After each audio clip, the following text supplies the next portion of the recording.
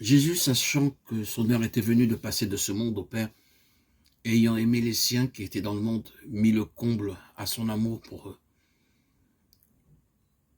Chapitre 13 de l'évangile de Jean. Le Seigneur n'a pas fait cela à cause des péchés de ses disciples, mais pour preuve de son amour envers eux. Pendant tout ce temps, le Seigneur les avait aimés, et il leur avait donné des preuves évidentes de son amour. Mais avant de les quitter, il désirait leur dire par cet acte qu'il les aimait jusqu'à la fin, continuellement, sans cesse. Le lavage des pieds des disciples n'était pas une chose limitée dans le temps. Cet acte a un caractère permanent car il est l'expression d'un amour qui aime jusqu'au bout, continuellement. Si les saints veulent achever leur course, ils devront connaître le rafraîchissement que procure le lavage continuel de leurs pieds. En retour, ils procureront ce même rafraîchissement à leurs compagnons de voyage. Pierre, avec son caractère impulsif, a protesté lorsque le Seigneur a voulu lui laver les pieds. Et sa réticence s'est encore manifestée, quoique le Seigneur lui ait dit « Ce que je fais, tu ne le comprends pas maintenant, mais tu le comprendras bientôt. » Pierre a de nouveau protesté, le Seigneur lui a répondu avec autorité « Si je ne te lave, tu n'as point de part avec moi. » Sa réaction a été une fois encore caractéristique. « Seigneur, non pas seulement les pieds, mais encore les mains et la tête. » La remarque de Pierre révélait son incompréhension à l'égard de l'acte du Seigneur. Mais le Seigneur reprit aussitôt. Celui qui est lavé n'a besoin que de laver ses pieds pour être entièrement pur. Et vous êtes purs, mais non pas tous, car il connaissait celui qui le livrerait. Il est parfaitement clair que le lavage des pieds n'a aucun lien avec la question du péché. Pierre était pur selon la déclaration du Seigneur.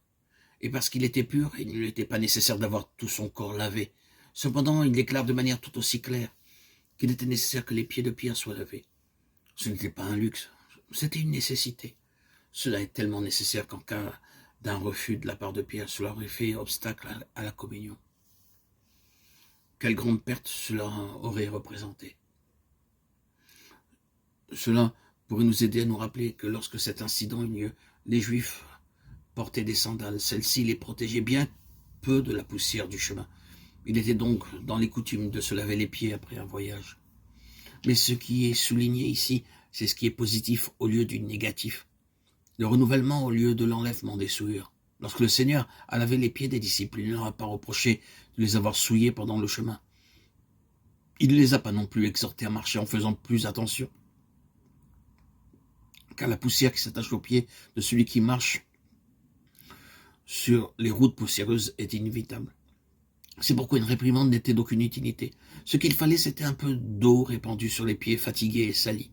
Dans son amour, le Seigneur a accompli ce service à l'égard des disciples.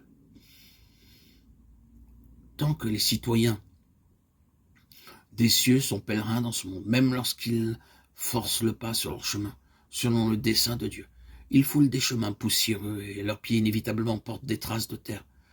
Mais lorsqu'ils se sont gardés purs à l'égard du monde, la poussière collée à leurs pieds les alourdit et les fatigue dans leur marche. Là où le péché n'a pas été traité, l'ennemi dispose d'un terrain pour nous attaquer. La mort sous toutes ses formes, et le péché nous expose à ses assauts. C'est pourquoi nous devons être maintenus dans la fraîcheur de la vie et sans cesse lavés de toute souillure.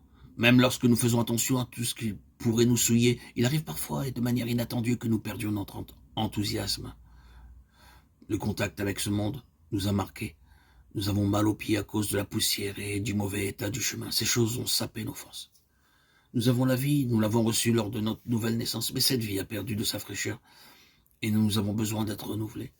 Ce n'est pas tant le corps qui a besoin de laver, cela est seulement nécessaire pour les pieds. Et ils en ont besoin régulièrement car nous ne parvenons pas au terme de ce voyage en un seul jour.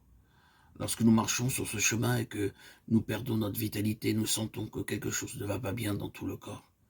Mais lorsque nos pieds ont été lavés, le corps tout entier est étrangement délacé. Bien souvent, notre manque de vitalité spirituelle peut être rapidement résolu par le lavage spirituel des pieds.